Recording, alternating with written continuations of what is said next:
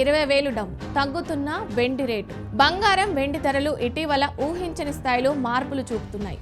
ముఖ్యంగా వెండి ధరల్లో కనిపిస్తున్న హెచ్చుతగ్గులు పెట్టుబడిదారులు, వ్యాపారులు, సాధారణ వినియోగదారులు ఆందోళనను కలిగిస్తున్నాయి. గత వారం కేజీకి 3,20,000 రూపాయల వరకు చేరిన వెండి ధర ఇప్పుడు ఒక్క రోజులోనే 20,000 రూపాయలు తగ్గి 2,80,000 రూపాయల వద్దకు చేరడం మార్కెట్లో చర్చనీయాంశమైంది. ఫిబ్రవరి 9న 3 లక్షల రూపాయల వద్ద ఉన్న వెండి ధర 3 రోజులు స్థిరంగా కొనసాగి ఫిబ్రవరి 13న ఒక్కసారిగా తగ్గడం వల్ల భవిష్యత్తులో ధరల దిశ ఏమిటి అనే ప్రశ్న అందరిలోనూ మొదలైంది. ధరల తగ్గుదలకు ప్రధాన కారణం గ్లోబల్ మార్కెట్లో చోటు చేసుకున్న పరిణామాలేనని విశ్లేషకులు చెబుతున్నారు. అయితే అంతర్జాతీయ మార్కెట్లో వెండి ధర దాదాపు 9% పడిపోయి $76.53 స్థాయికి చేరడం దేశ మార్కెట్ పైన ప్రభావం చూపింది. అయితే డాలర్ బలపడడం, అమెరికా ఫెడరల్ రిజర్వ్ వడ్డీ రేట్ల విధానంపై ఉన్న అనిశ్చితి, అలాగే జియో పాలిటికల్ పరిస్థితులు వంటి అంశాలు లోహాల మార్కెట్పై ప్రత్యక్ష ప్రభావం చూపాయి. అయితే పెట్టుబడిదారులు ధరలు ఎక్కువగా ఉన్నప్పుడు లాభాలను నమోదు చేసుకోవడానికి ప్రాఫిట్ బుకింగ్ చేయడం కూడా ఈ తగ్గుదలకు కారణమైంది. అయితే ధరలు తాత్కాలికంగా తగ్గినా దీర్ఘకాలంగా వెండి రేటు మళ్లీ పెరిగే అవకాశం ఉందని కొంతమంది ఆర్థిక నిపుణులు అభిప్రాయపడుతున్నారు. అయితే గ్లోబల్ ఆర్థిక వ్యవస్థలో అనిశ్చితి పెరిగినప్పుడు సేఫ్ హేమన్ ఆస్తులైన బంగారం, వెండి వైపు పెట్టుబడిదారులు మొగ్గు చూపుతున్నారు. అయితే ఈ నేపథ్యంలోనే భవిష్యత్తులో మళ్లీ వెండి ధరలు ఎగబాకే అవకాశం ఉందని విశ్లేషకులు సూచిస్తున్నారు. 2025 సంవత్సరంతో పోలిస్తే 26లో వెండి ధరలో భారీ పెరుగుదల నమోదైంది. గత సంవత్సరం జనవరిలో కేజీ వెండి ధర సుమారు 90,000 రూపాయల వద్ద ఉండగా ఈ ఏడాది జనవరిలో అది 3 లక్షల వరకు దాటింది. అంటే ఏడాది కాలంలో దాదాపు 153% పెరుగుదల కనిపించింది. ఇది సాధారణ పెరుగుదల కాదు. ప్రపంచవ్యాప్తంగా పారిశ్రామిక అవసరాల పెరగడం, సరఫరా పరిమితులు, మైనింగ్ ఉత్పత్తి సమస్యల వంటి అంశాలు ఈ పెరుగుదలకు కారణమయ్యాయి.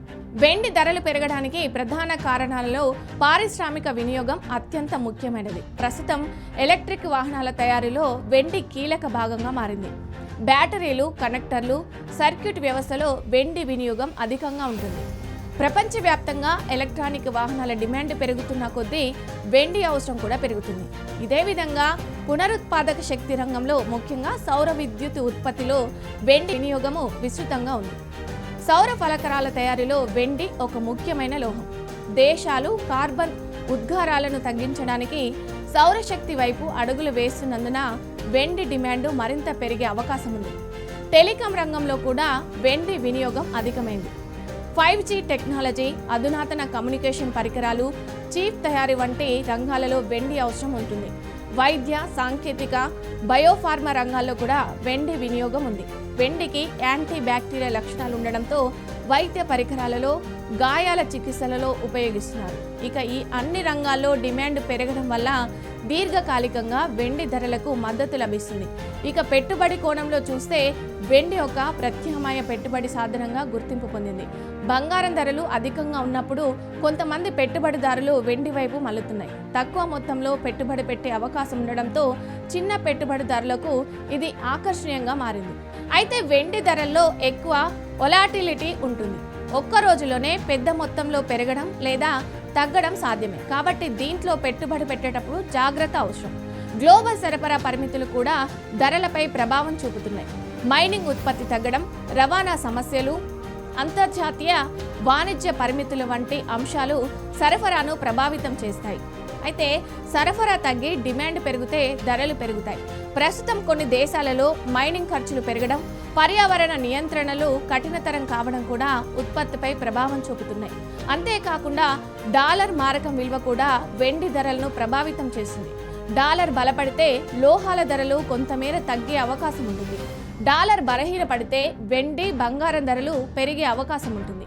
అంతర్జాతీయ మార్కెట్లో జరిగే ప్రతి మార్పు దేశీయ మార్కెట్పై ప్రతిఫలిస్తుంది. భవిష్యత్తులో వెండి ధరల దిశను అంచనా వేయడం సులభం కాదు. తాత్కాలికంగా ధరలు తగ్గినా పారిశ్రామిక డిమాండ్ బలంగా ఉంటే మళ్ళీ ధరలు పెరగడం సాధ్యమే. అయితే పెట్టుబడిదారులు దీర్ఘకాల దృష్టితో ముందుకెళ్లడం మంచిది. తక్షణ లాభాల కోసం మాత్రమే నిర్ణయాలు తీసుకుంటే నష్టాలు చవిచూడవచ్చు. మార్కెట్ ట్రెండ్స్, గ్లోబల్ పరిణామాలు, డిమాండ్, సరఫరా పరిస్థితులు అన్నిటినీ పరిశీలించి పెట్టుబడి నిర్ణయాలు తీసుకోవాలి. సాధారణ వినియోగదారుల విషయంలో కూడా ధరల మార్పుల ప్రభావం చూపుతాయి. వెండి, ఆభరణాలు, పాత్రలు కొనుగోలు చేసేవారు ధరలు తగ్గినప్పుడు కొనుగోలు చేయాలని భావిస్తారు.